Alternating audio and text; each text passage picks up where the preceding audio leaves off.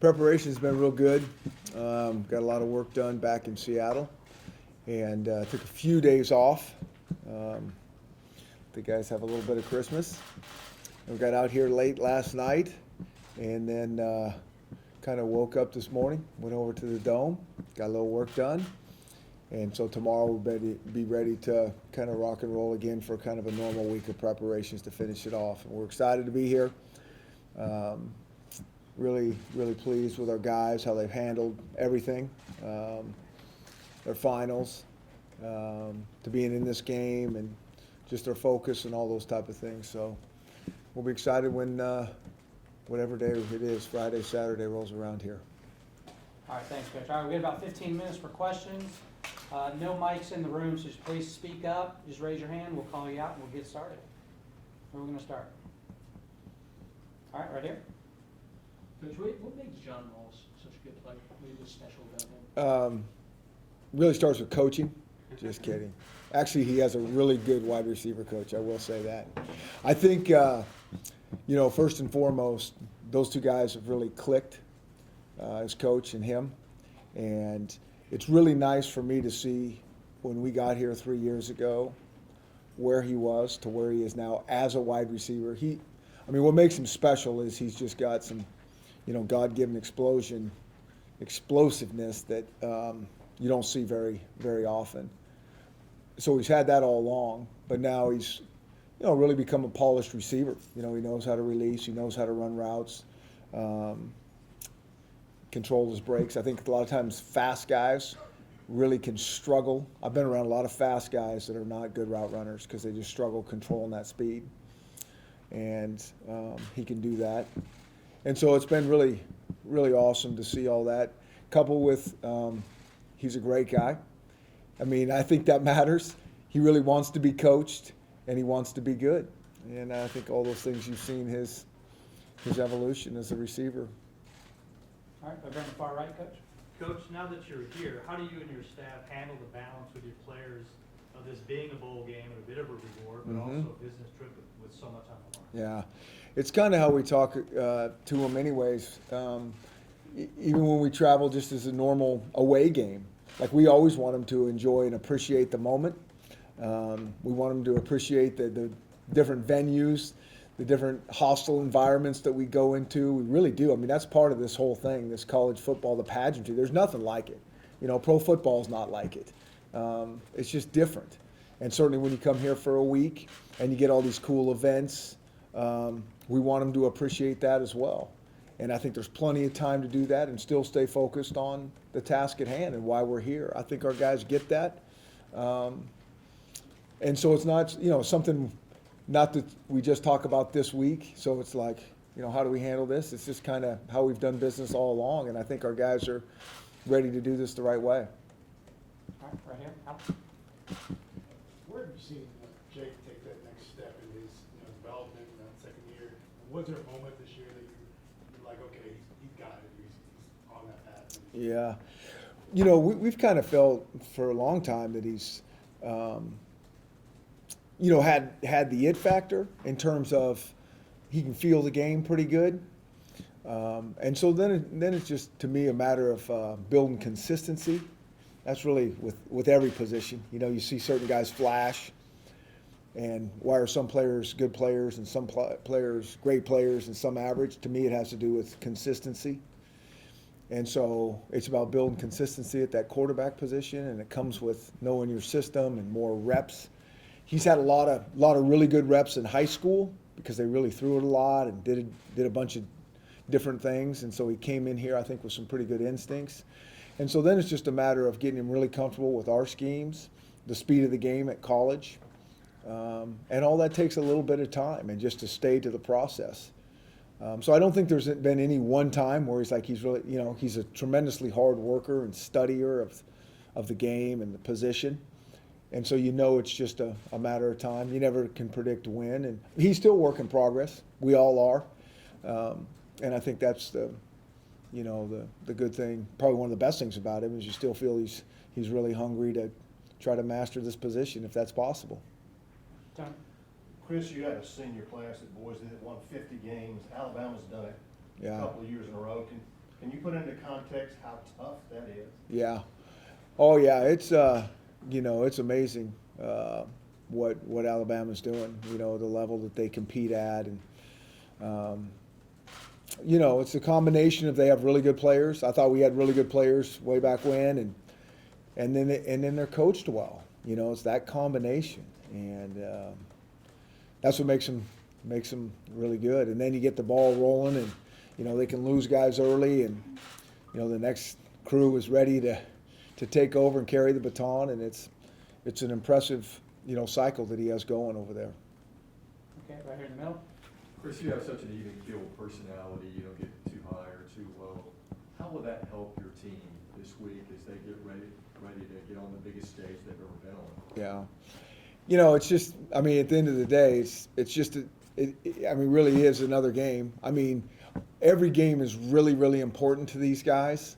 We kind of talked about this going through the season. There'd be a certain team that we'd play that, this is going to be a big game, the biggest one of the season, and we would just kind of chuckle and say, it doesn't matter who we play, that next game is always the most important game. And we'd get asked the questions, do you feel like a different, urgency and focus, this week than you did a week or two? And we'd say no.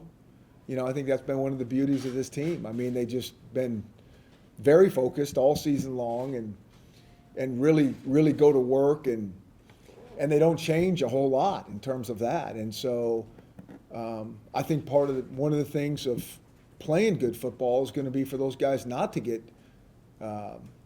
too excited. It's that balance, that energy level. I worry more always about practice of getting that energy level up so it feels closer to the game than, the games. And so those two things match each other. Dan? Chris, I'm curious, do you guys have the amount of takeaways in practice, proportional to what you guys do in the game?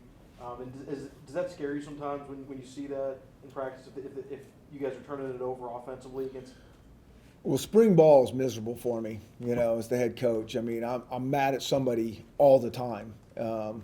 You can't win. It's like the defense just got 6 turnovers and you're like completely devastated that the offense just turned it over. Or, the offense had a great day of ball security and it's like, what is wrong with our defense? We're not going to. And so spring ball and, fall camp is where you really feel those things. And our coaches have done a great job of emphasizing. If I had the secret, I wouldn't tell a soul. Everybody's trying to figure that out. I really don't know what it is. The kids have done a great job with it. At this point, you can throw all the stats out the window because it's one game. It's one game now, and so we got to try to win the turnover battle in this one game. It just doesn't matter what you've done up to there. You could lead the country in that, and you look at that one game that maybe you didn't, and you probably didn't play real well. And so that's what it is. It's none of these stats, have anything to do with anything in terms of our opinion right now. We know the ball security is a huge thing in all football games, and it'll be really important in this one. Okay, right here on the far right. I think it's been a year to the day that you played in the Heart of Dallas Bowl, and that also coincided with Alabama's arrival for the college football playoff semifinal last year. And you talk about how far you guys have come to reach the stage where you are playing, the Crimson Yeah. Tide. Yeah. So last year was a real struggle in a good way. At the end of the season, you look at the record and you're not super proud of it, but we were really proud of the process that our kids went through. Those guys were irritated, frustrated, mad, focused, hardworking, as any team that we'd been around. We played some really good teams, and we weren't quite there in terms of getting over the hump to win some of those close games. We lost, a handful of close games, but they never stopped working. They never pointed fingers. They never, did all the things that you don't want them to do as a coach. It's so easy for most to do. And then we started to pick up some steam. We started to build a little more skill at the end of the year. And the last 3 games, the guys really were, you can kind of feel it starting to pay off a little bit.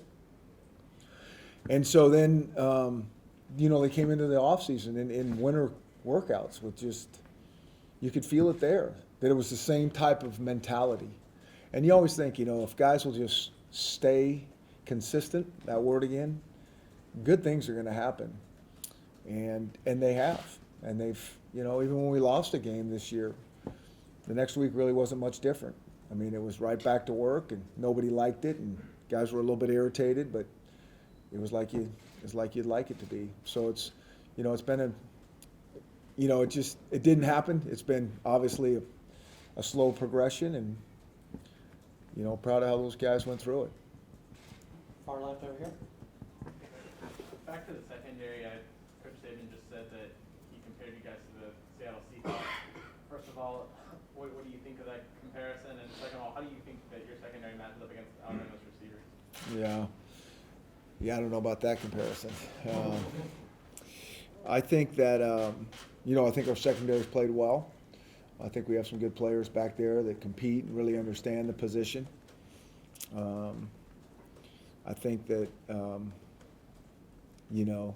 our whole defense will be tested like, we haven't been tested yet because of the balance that Alabama brings to the table in terms of, the run game and all the smoke and, shifts and motions, sweeps, every type of motion you can imagine, and, ball outside and then try to pound you up the middle and then play action pass.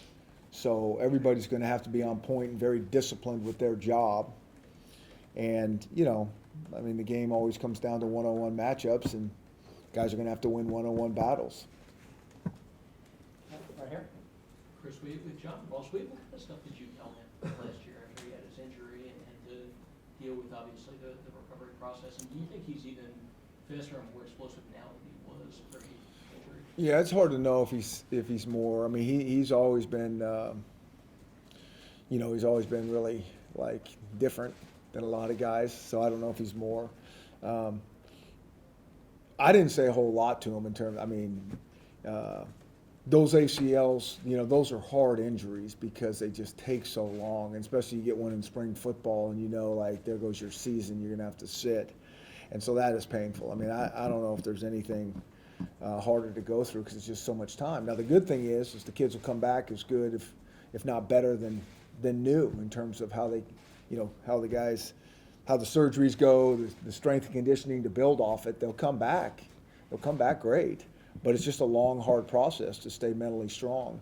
And I will say this, it took him about a week to kind of get his bearings back. And I was amazed. I kept watching thinking, I don't know if this is going to last, this mentality. He just seemed too it. I don't know if that peace is the right word or not, because he was working hard. He just had a great mentality. He was optimistic and positive and was not in the tank very long at all. And that just really continued all through summer. And every time we see him and talk to him, it was really, really impressive. It's a great thing for other guys to learn from, that, hey, there's always bumps in the roads, but it's all about your mentality, and you can come back, better than you were before. All right, time for a couple more. Let's get right here in the middle. I'm curious, probably 5 years ago, you were talking about the challenges facing Alabama's offense. Shifts and motions probably wouldn't have come up at all. Is that a credit to kind of the impact that Lane Kiffin's had? Because they've really changed, made a lot of changes. Well, yeah, I think, Coach Saban probably has a pretty strong vision for what he wants that offense to look like, and then says, go make it happen. And so it's similar to what we've seen in the past, in the West. And, they put their own unique style on it, and play to their strengths, in terms of what the quarterbacks can do. It always starts with the quarterback, and kind of go from there. Okay, right here. Kind of along that line, somewhat of a two-part question. Seeing Lane, after everything he's dealt with professionally, get another head coaching job. Along the same line, seeing Sark get another opportunity as a coach. Your thoughts on both of them professionally? Yeah, two really good football coaches, and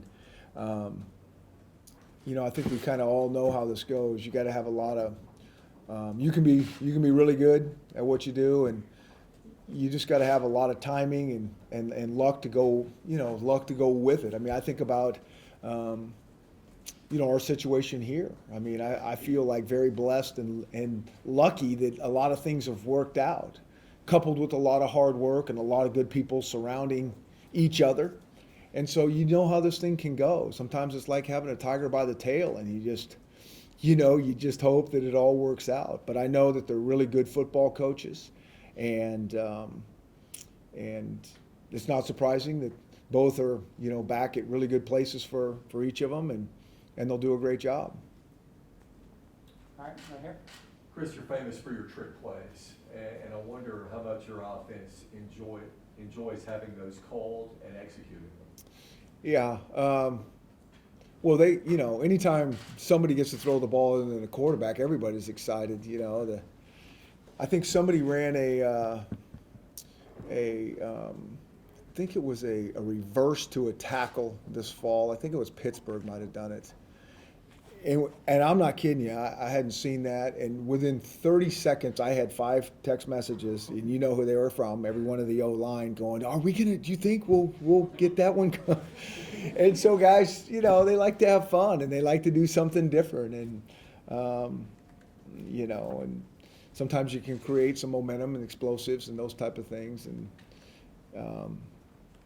and so everybody talks about us doing trick plays, and we'll work against them, and we might not do any, we might do a bunch, who knows? All right, got time for one more. Where are we going, guys? Anybody else? All right, right here. Chris, we just in watching Alabama, what have you seen from them on tape that's maybe surprised you about them that maybe you weren't expecting? Well, you hear about somebody, how good they are, and but you don't. I mean, you see them on TV, and it's completely different than when you study somebody and you're trying to, figure out what gives you the best chance for success, and then you have really huge respect for what they're doing once you study somebody. And there's a lot of people out there that kind of watch them and see the record and know they're good, and say things. But I think when you study them as a coach, you have more appreciation for what they got going, because they got a heck of a squad. I mean, all 3 phases, and the people they put on the field are impressive. All right, that'll do it. Thank you, Coach. Okay, thank you guys.